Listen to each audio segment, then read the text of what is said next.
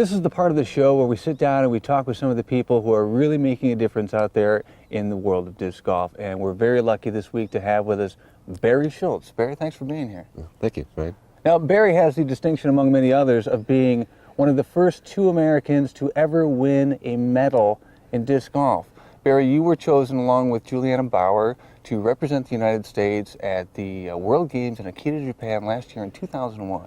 Now, this was the first time disc golf had been included in the World Games. It must have been a huge honor for you. It was incredible. Ever since we heard rumors about disc golf and just Frisbee games in general getting to Akita in the World Games, we were all really excited about it. You know, when it first came out in the magazine, I'd have to say 2.5 years ago or something like that. We always dreamed, you know, who's going to get there, who's going to go? Of course Kenny, of course Kenny, of course Kenny. But you always think it could be me, it could be me. And it was, you know, great when I got the news, and it was better. You know, you always think about what it could be, what the Olympic experience is going to be like. But it was even better than what I even thought it was going to be like. I mean, the people in Japan went all out for this. You could tell they were so extremely excited to have everybody there. And disc golf went out basically without a flaw. The course was extremely challenging, difficult. Everybody played really well. They really treated us like, you know, professional athletes. It was great, really great experience. 2001 was a huge year for you. Not only were you a gold medalist at the World Games, you also were the U.S. disc golf champion. Now, it came down to the last round. It was you and Ken Climo, neck and neck. I believe at one point you were tied up.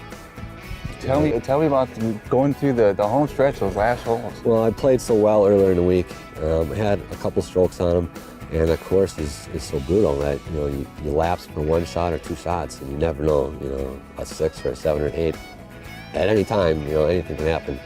And we were tied, and we came up to the triple Mando hole, which some people loved and some people hated, and Kenny was of the last variety.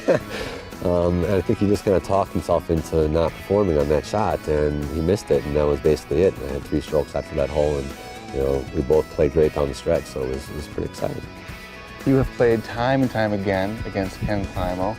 What does it take to beat him? Does he have to beat himself, or do you have a strategy specifically for the Climo game?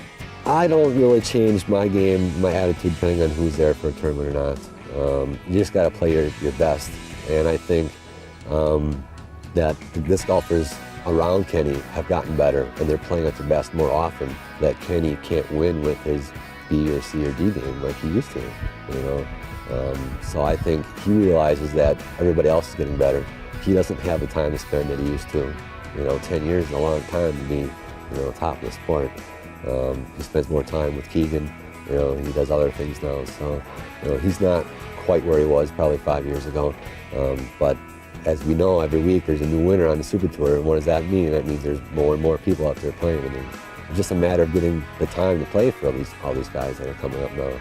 You know, it's a matter of who's on for that weekend. You know, it's not just play your game and hope to win. You know, you got to play your best every week out there. You don't stand a chance. How far, if someone wants to move up into the pro ranks of the disc golf tour, how far do you have to throw to be able to compete? There's so much emphasis on distance. When in fact, do you really have to be able to throw that far? No, you don't. No, it makes it easier. You can be off your game a little bit if you can throw far and still score well. But as Dr. Rick proves, as some of these other guys prove, that can only throw in the 350, 375. They can still compete just fine. They just have to make sure that their up game and their deuces, you know, on the short holes, that they have to get them. They don't have much room for error. But I think just like a lot of the longer courses now are set up for the 350 to 400 foot throw, you don't have to throw that long range anymore to be able to do well, but it really helps. You know, it gives you maybe a couple more chances at deuce per round. It helps you get out of trouble sometimes. You have to go around stuff and everything, so it definitely helps. But if I can still throw a 350 to 400, I'll be satisfied and I won't be at a disadvantage. I think rolling, that helps.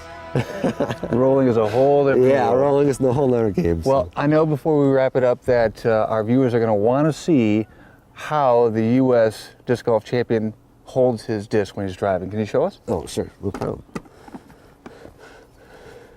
A little bit of a modified fan half fan or something like that. Pretty much squeeze. The real contact is with the pinky, and I squeeze a lot through the thumb and the forefinger there. I use the tape. A lot of people ask about the tape, and they think, does it give me an advantage or something like that? Do I extra snap, you know, or squeeze harder, you know, whatever the case is.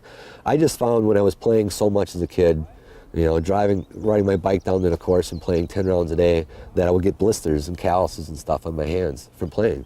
And every once in a while, you'd rip it open, or it would get cracked from being dry or something like that.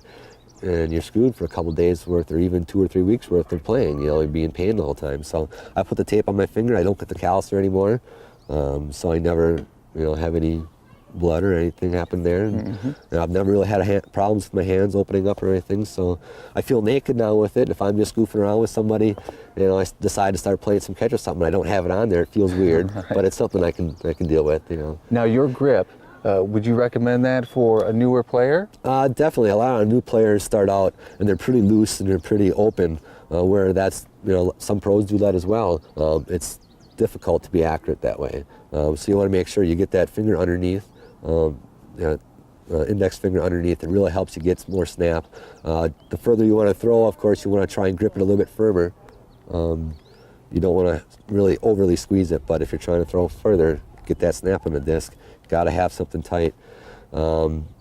Just like anything else, you make changes to your grip or your stance, your follow through. You know, you're not going to be so good at first. You know, it's going to take some time getting used to it. So just remember, if you're doing some changing, you're working on your game, you know, it's going to come. You're working on it. Something positive is going to happen. So just keep working on it.